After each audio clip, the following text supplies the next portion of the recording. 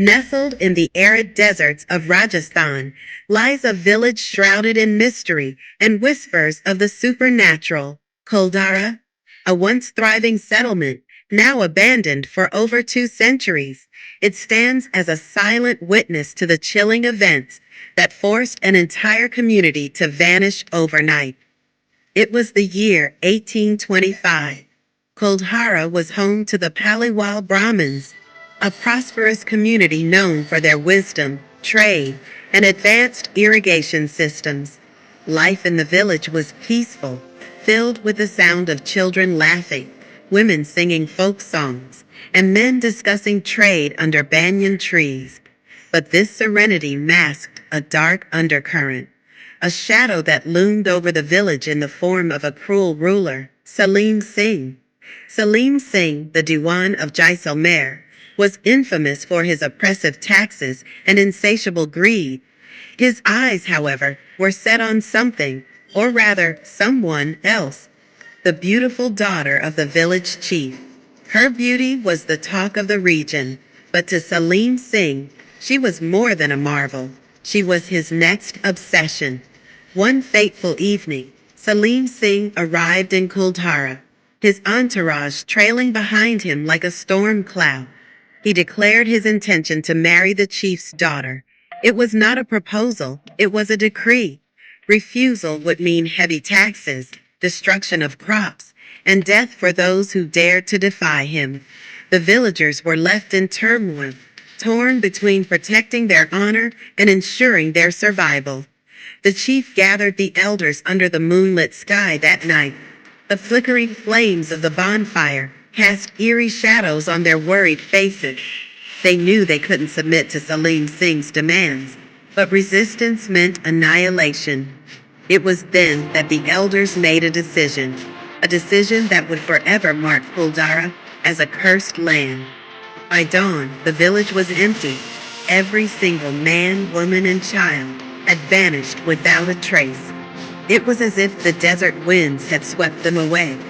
But before leaving, the villagers did something unthinkable.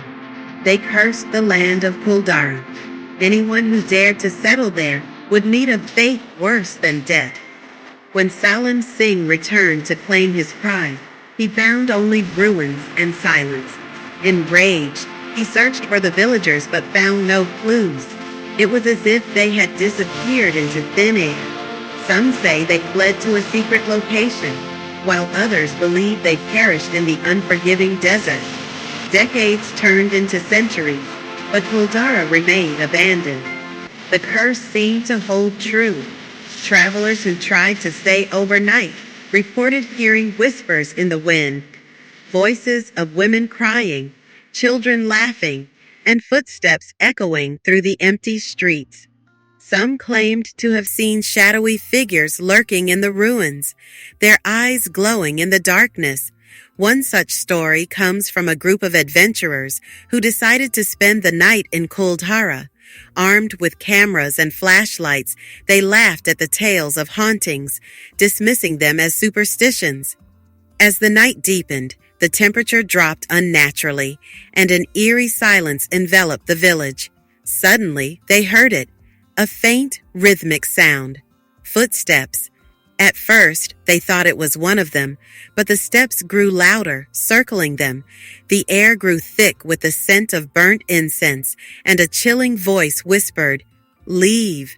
Terrified, they scrambled to their feet, but the ruins seemed to close in on them. One of them turned around and froze. A shadowy figure stood at the edge of the ruins, its hollow eyes staring directly at them. Without waiting to find out more, they ran as fast as they could, vowing never to return. To this day, Kuldhara remains a ghost village. Tourists visit during the day, marveling at the ruins and the eerie silence, but no one dares to stay after sunset. Was it truly a curse, or just the weight of history? The truth remains buried in the sands of time, leaving behind only questions and the chilling legend of Kuldhara. As you sit here, listening to this story, remember this: sometimes the past is better left undisturbed, for the spirits of Kuldhara